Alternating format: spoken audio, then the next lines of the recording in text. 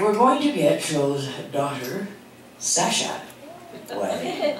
Show Wiley and Sasha Wiley. Those are really exotic names. But I'm going to read a little bit about Sasha, so take your time coming up here, Sasha. She grew up writing and agitating in East Vancouver, specifically her mother. She writes public policy by day and verse by night, among other things. Her writing draws heavily on her experience as an activist and millennial woman. And she's been featured on Wax Poetic Radio, the CBC, and in Quill and Parchment and Rabble. I think it's Rabble, or is it Rabbi? There's an E on the end, it must be Rabble. She is inspired by a range of poetic traditions, from spoken word to imagism, as well as the ancients, including Allen Ginsberg, Shane Coyson, Adrian Rich, Sappho, and Leonard Cohen. God, they're around my age. I guess I'm ancient. Not Sappho. Not Sappho. I think you're the ancient laureate. Anyhow, without further ado, come on up, Sasha Wiley, and thrill us, as you always do.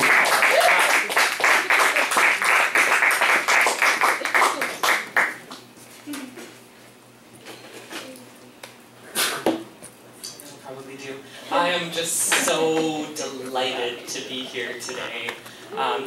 This has been my favorite room to read in for years and years. It's the room I came to when I came back to doing poetry again as an adult after doing it as a youth. And so I love being invited here. I'm so grateful for it. Thank you. I found this room is a great one for helping people find their voice and share their voice. So it's a powerful space. And if I had a hat, I'd take it off right now. Hats off to the Mama Poets, man. You are such a force. It's so amazing. The Mama Poets, I know, let me tell you, have given me so much inspiration in my life. It was funny when I was walking in here today, Ken said, you know, the last time I saw you last year and you were leaving, I think you said you were pregnant, right? And I was like, God, no, not me. I'm never going to be one of the Mama Poets. And actually, the piece I thought I'd start with today is the first poem I ever read in this room back in probably 2011. And it talks about that a little bit. So I will start with that one. My mama talked me into printing up some of my poems into a little booklety thingy. If you want some of them to come home with you today, they can. Hey. So this is to the daughter I haven't had. I have mothered others in your place. Sisters, students, mini-me's, delinquent roofer nurses in training, and the occasional gang member or child of privilege who slipped off their blindfold.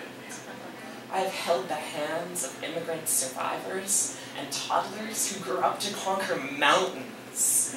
I am raising a society instead of you, because of how I would fear for you from the moment you drew your first breath, how I would fight to find words to conform to the nameless panic of living in a world that's not safe for us.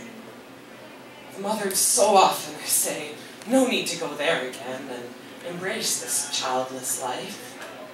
So when this fear slips out, it is in secret, whispered syllables. I say to the sky, if this body is built for the burden of bearing another, let me bear boys. Send me sons so I can sleep softly after the sun is set and keep forgetting the goosebumps of invading hands that march over, try to occupy instead of feeling them by proxy, fearing for you. I can't speak the story that's written across my skin, mark transgressions or boundaries broken without breaking them again, but let it suffice to know that if I gave you life, so too I'd have to give you all that sad advice. Hold you like I've held so many adopted sister-daughter types through whacking stories of how the self becomes suspect, when instead of solutions, society offers you shame to repay such violations. I can't bear the idea that your perfect satin skin should ever be marred, compelled, a liability, that you should grow up fearsome of your own self, I live through moments of torture that I can't take for you or stop. Unborn baby girl, you stay so I can keep you safe the only way I know how. I'm building a world in your image, so I may someday see your face.